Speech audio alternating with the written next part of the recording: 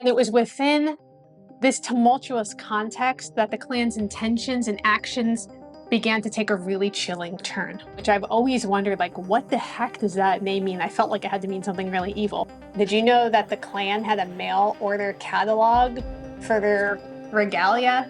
The Klan was so powerful in Southern California that they nicknamed Anaheim Klanaheim. What? I wasn't totally sure where they came from, why were they wearing those outfits, what's with the name. When the country is going through a tumultuous time, when there's a lot of change, a lot of times we turn on each other and we try to point the finger and say, this is happening because of who they are. And if we just had those people gone, everything would be okay.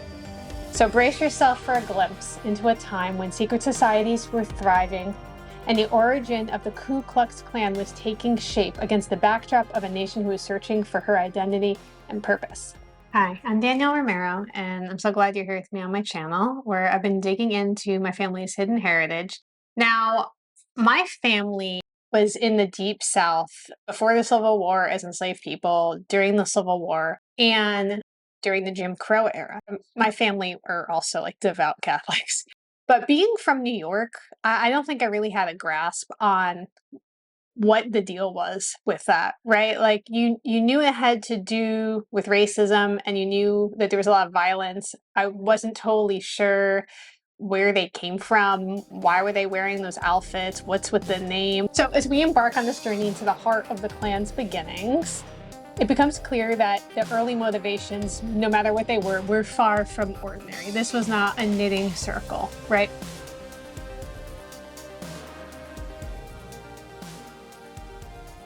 And it was actually really intertwined with this period of American history, which was known as the Golden Age of Fraternalism. Basically, here in America, this rise of clubs and secret societies just kind of took over. From the Freemasons to the Odd Fellows, there were orders that just captured people's imagination and made them feel like they were a part of something bigger than just themselves. So amidst this tapestry of secret societies, a peculiar group emerged in a small town of Pulaski, Tennessee. It's Pulaski, I've actually been there. So I've been to the hometown of the KKK. I didn't realize it at the time. And it's not that far from where I live here in Nashville. Imagine a picturesque southern town with its charming main street adorned with mom and pop shops leading to a small town square, Pulaski, Tennessee, a place that holds the key to unraveling the secret society's enigma. It all began on a fateful Christmas Eve in 1865 when 6 Confederate veterans gathered in Pulaski to birth a society known as the Ku Klux Klan. Yes, the infamous KKK. They were downright strange. They devised a hierarchy with bizarre titles like the Grand Cyclops and the Grand Magi, deliberately avoiding any political or military connotations in the name. And the members, they referred to themselves as ghouls.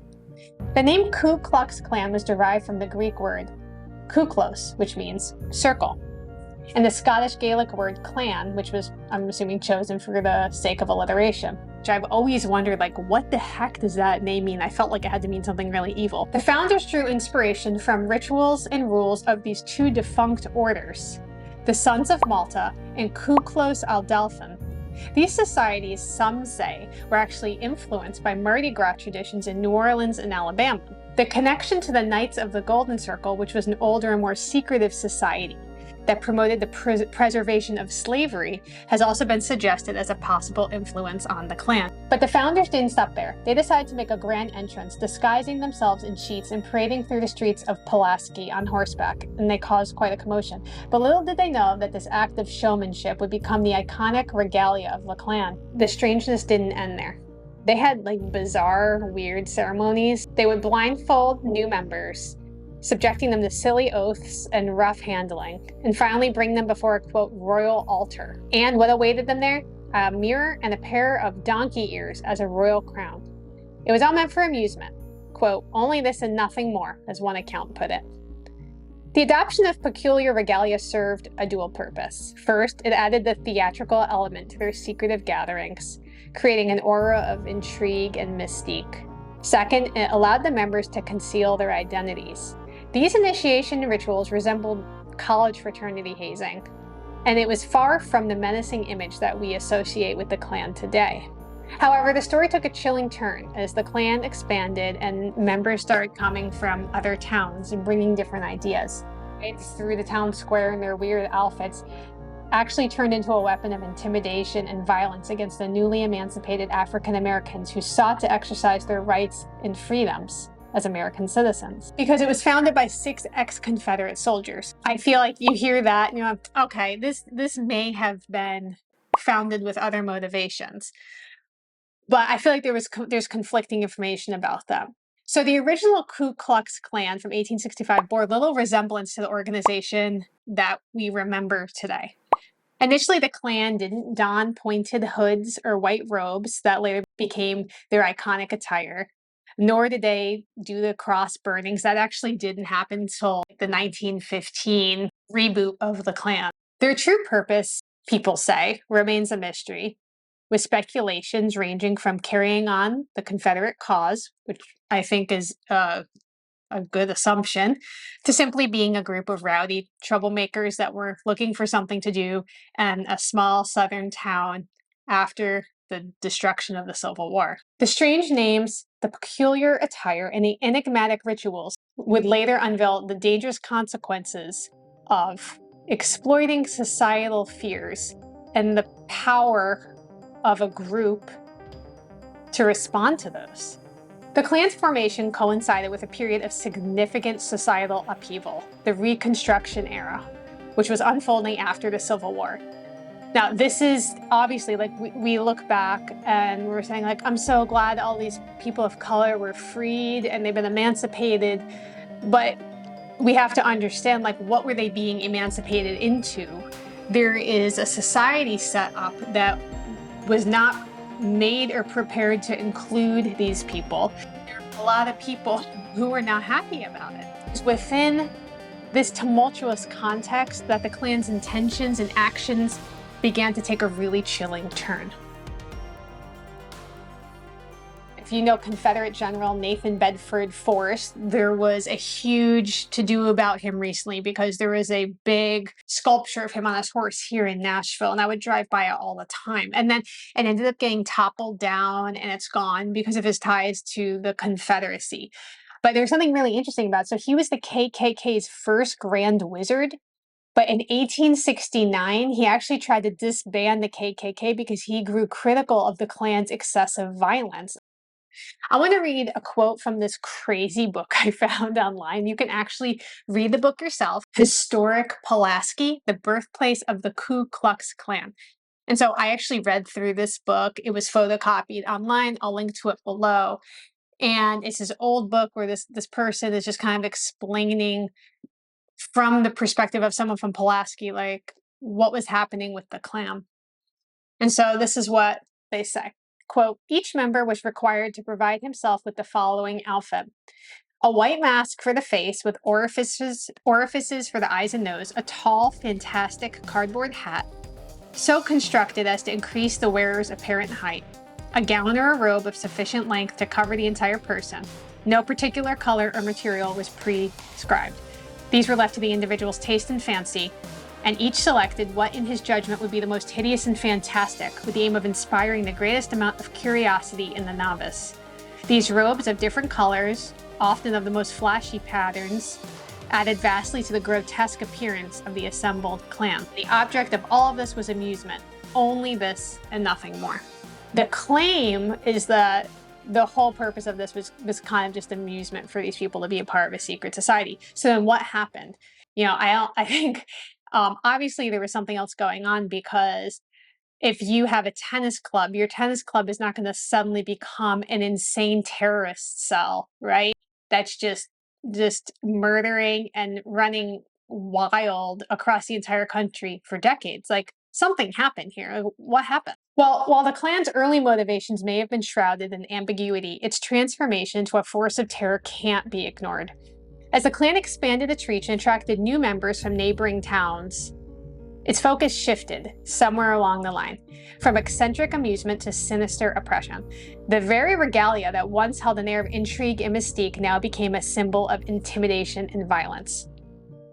The Klan's iconic white robes, masks, and conical hats struck fear into the hearts of their victims. They had later on referred to themselves as the, quote, invisible empire of the South, lurking in the shadows and spreading terror wherever they went. Now, by 1869, so this is 4 years after the beginning of the Klan, their activities escalated to unspeakable acts of violence, including house burnings, property destruction, and outright murder. The chaos seemed unstoppable. President Ulysses S. Grant actually had to declare martial law because this was getting so out of hand.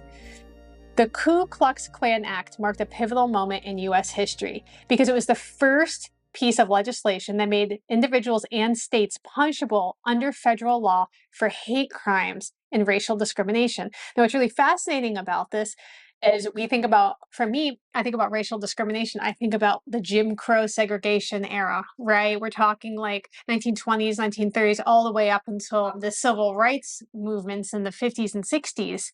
Well, in 1871, Ulysses S. Grant is saying there can't be crimes based on someone's race. So it's like, where did we go wrong? What happened, right, between then and the 1930s? Some state militias actually dismantled Klan chapters and made arrests, but the Klan's power never totally went away. With the end of Reconstruction, 1877, things started to settle down a little bit, and the Klan kind of like went into hibernation. But there was a huge revival in the 20th century, and this is the era where, like, when you think about the KKK, like, this is the era you're probably thinking about. It was attached to the time of Jim Crow laws, which entrenched segregation and erected barriers to impede African Americans, in particular, from their right to vote. The Klan experienced a revival in the 20th century, fueled by its glorification in a controversial film called The Birth of a Nation. I want to give this film too much screen time here, but this is when, like, you start seeing the organized Klan happening. So if before we had like a weird homespun offshoot kind of a thing, this is a much more organized and monolithic Klan. And how did all the Klan members end up getting their hoods? And like, how do you guys all have the same outfit on? Well, a traveling organizer for several fraternal orders, including the Klan, saw the opportunity in the commercial success of the movie Birth of a Nation and started selling these hoods and robes in 1920. By 1921, the Klan began mass producing this costume, even publishing, quote, a sumptuous full-color mail-order catalog, according to one source. The Klan expanded its targets, though, beyond just African Americans and extended this prejudice and bigotry to Catholics and Jewish immigrants. So in my mind, when I remember learning about the Klan, I was thinking, well, they were killing Black people. That's what they were doing, right? They were killing African American people, people of color. I didn't know they were going after Catholics, like Italians. I didn't know that they were, going after Jewish immigrants. I'm sure other people as well. And contrary to popular belief, the Klan's power was actually way beyond the rural South. Like, in my mind, we're talking like backwoods South, kind of just away from cities, and we have people who are just still holding on to these racist ideas. No. In the 1920s, it was a national movement with tens of thousands of members. They had such political influence at the time, and I mean, in urban centers around the country. This second Klan, was national in scope. And its highest per capita state memberships were Indiana and Oregon. The Klan was so powerful in Southern California that they nicknamed Anaheim Klanaheim. What? Can you believe that? Like, that's not the Klan that I understood. You actually wouldn't believe how integrated the Klan was in American culture in the 1920s. Person who has been researching the history of the KKK, dark secrets of the KKK. Where did you get that list? Why do you have all of my search information? Are you worried about someone getting a hold of your search history? Do you have a VPN? That Atlas VPN blocks all the malicious links, ads, and trackers, and notifies you when someone is trying to steal your data. It's the ultimate solution to online privacy, no matter what weird topic you're researching this week. They sponsored this video so I could give you the same protection that I use when I'm researching the less savory parts of American history.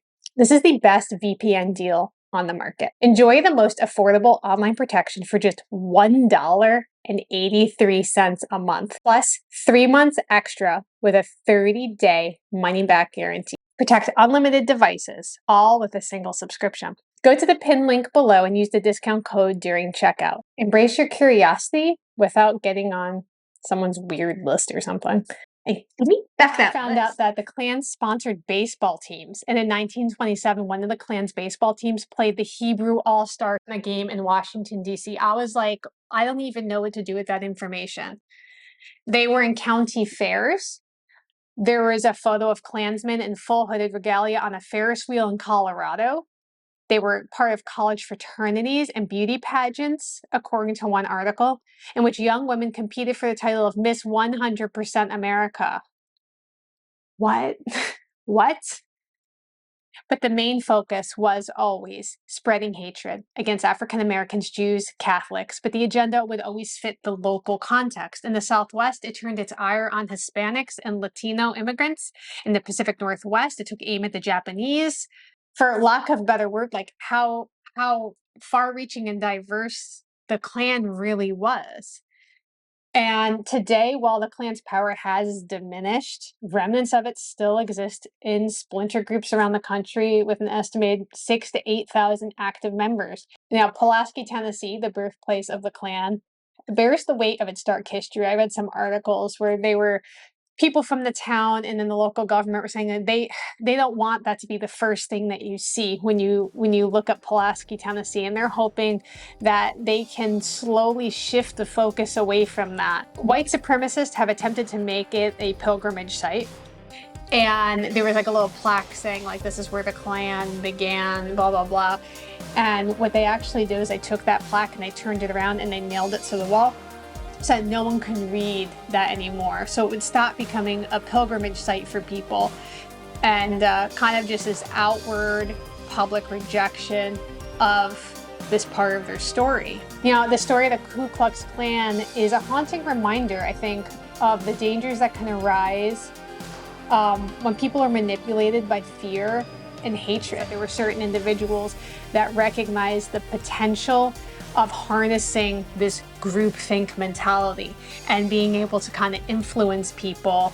And there's power when we come together in a group. And wherever there is this potential power, there's also going to be people who come along and try to manipulate us. And sometimes without our knowledge of what's even going on before it's too late.